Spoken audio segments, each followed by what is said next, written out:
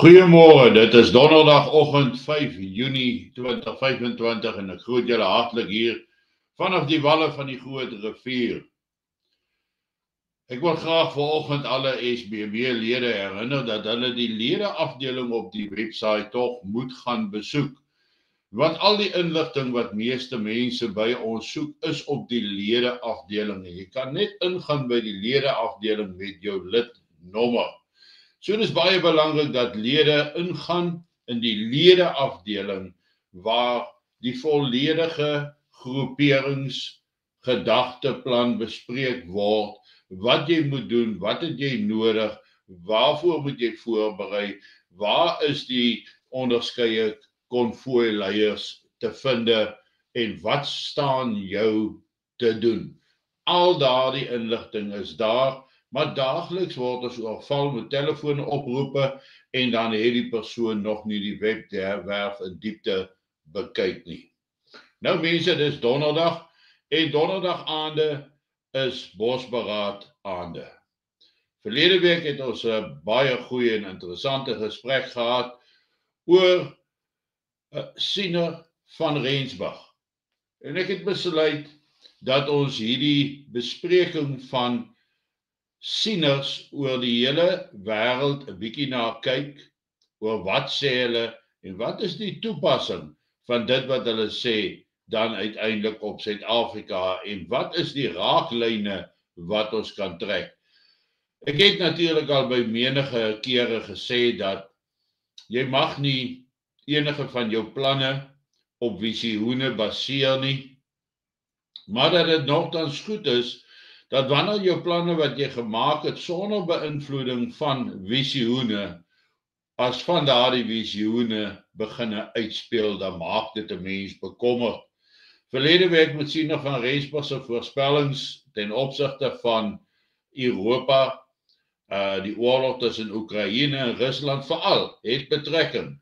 Wanneer dit kom by 'n Duitser, Alois Ullmeyer, wat reeds in 1959 oorlede is nadat hy sy eie dood tot op die laaste minuut korrek voorspel het. Ons gaan gesels oor Alois, want hy het baie aandag gegee aan veral Europa. Hy het baie uitsprake ook gemaak ten opsigte van Amerika en dit wat in die wêreld kan gebeur. Dan volgende week sal ons stil staan by Johanna Brandt, dat ons kan gaan kyk na wat het Johanna Brandt gesê en die week daarna waarskynlik na Riek Joyner. Behalwe as daar iets baie belangriks gebeur in die wêreld wat onmiddellik bespreek behoort te word, wat ek dan sal doen, is dit die gedagte om vir die volgende paar bosberade dan te kyk na die voorspellings wat gemaak is in die wêreld en hoe dit uitspeel teenoor dit wat nou aan die gebeur is. En dan fokus ons hoofsaaklik op diegene wat uitsprake gemaak het, visioene gesien het voordat dit plaasgevind het. So dis nie in retrospect daarna kyk nie, dit is om te kyk wat het hulle jare terug reeds daaroor te sê gehad. Vanaand dan Alois Ullmeyer, die Duitser, vir 'n direkte gesprek regstreeks om 7 uur. Dis oop vir almal om te kyk, maar net kanaallede kan interaktief saamgesels. So indien jy die behoefte het om deel te neem aan daai interaktiewe gesels, sluit gerus aan by hierdie YouTube kanaal vir R19.99 of meer indien jy so sou voel. Intussen, ekskuus tog, kyk ek toevallig nou die aand na 'n program op Kyknet. Ek kyk regtig nooit Kyknet nie, maar om een of ander rede is ek op Kyknet en sien ek die onderhoud wat die program met die naam van In Gesprek met Lourenza. In Gesprek met Lourenza en daar sit toe nou 'n paar manne, 3 mense op hierdie paneel. Die een is 'n jong man, Herman Pretorius. Dan is dit Kopdoek Kroukamp en dan natuurlik Agri SA se groot baas Johan Kotze alias Mao Zedong. Wat vir my opvallend was, is dat die Agri SA leier glad nie die voorkoms van 'n leier het, of die uitdrukking het nie, of die imposantheid afdwing op die een of ander manier nie. Inteendeel, hy het 'n Mao Zedong baadjie aangehad, wat reg uit die kommunistiese era uit dateer van China. Dis die tipe baadjie wat hy aangehad het, en dit het my onmiddellik opgeval, dat hy daar is, en dat hy so aangetrek is. Dan die ander lid is natuurlik Piet Kopdoek Kroukamp, wat julle almal ken vir sy uitgesprokenheid, en dan die jong man, Herman Pretorius, wat volgens my hierdie gesprek gewen het, wat met suiwere redenasies gekom het oor die onteiening sonder vergoedingswet, waaroor die hele wêreld nou praat, wat alles in gedrang geplaas is. Maar hy is op die ou en dit teengestaan deur Mao Zedong, Kotze en natuurlik Kopdoek, wat dit probeer afmaak as nie so ernstig nie. Nou, Herman het vir my nugtere, regdenkende vrae en antwoorde daar gestel. Sy argumente was sterk, duidelik en ondubbelsinnig, terwyl beide Kopdoek en Mao Zedong redelik rondgeval het in hulle antwoorde en in dit wat hulle probeer oordra. Maar ek het 'n vraag vir julle oor grondonteiening. En dit is, wat is die verskil tussen onteiening sonder vergoeding en onteiening met 0 vergoeding?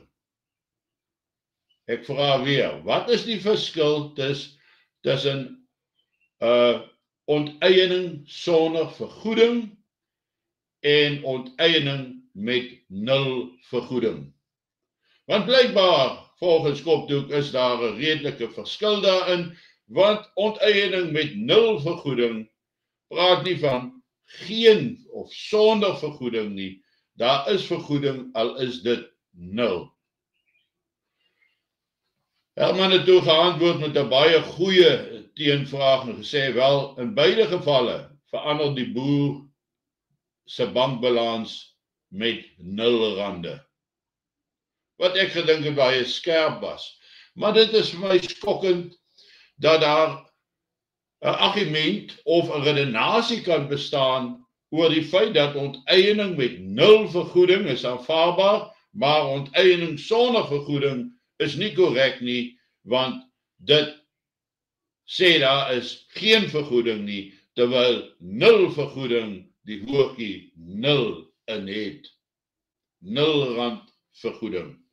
Vir my is dit maar pretty much presies dieselfde ding, maar dit is die manier hoe baie beïnvloeders deesdae dink, hoe hulle redeneer, hoe ons oordrewe ekstremistiese linkse pers en hulle ondersteuners oor hierdie goed praat, want ek sê dat beide Kopdoek en Mao Zedong is nou vir my eintlik aan die ekstremistiese linkerkant van die politieke spektrum, met hulle verregaande uitlatings en stellings, terwyl jong Herman Pretorius by verre die mees intelligentste, briljante ou in daai gesprek met Lorenza was.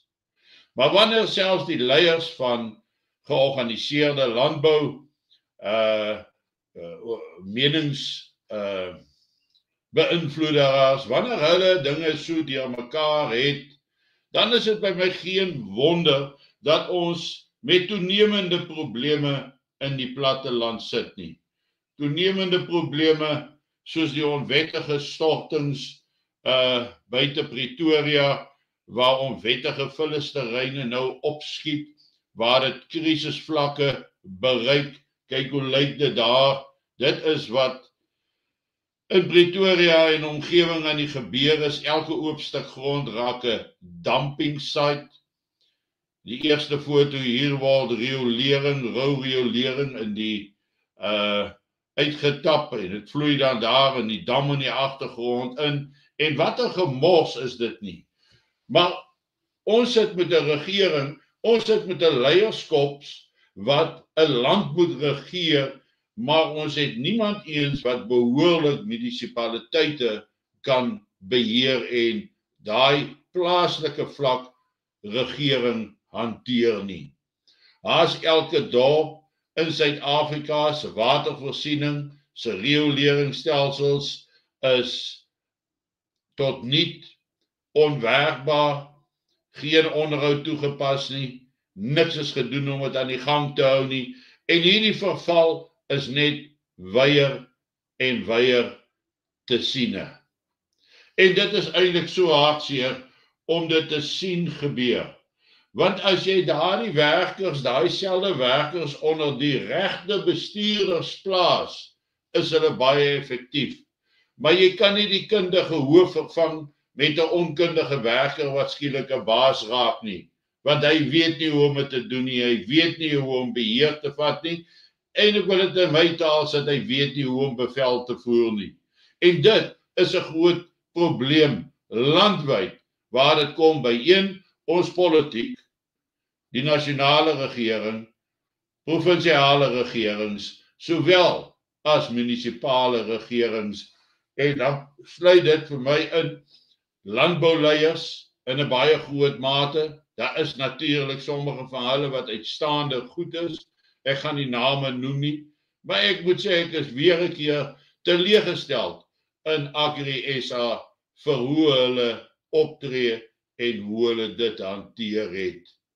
En al hierdie dinge gaan bydra tot die punt en die vlak waar woedende mense die strate gaan vat in protesoptogte. Daar's soveel vonke wat hierdie kruitvat aan die brand kan steek, met katastrofiese gevolge vir ons as gewone inwoners van hierdie land.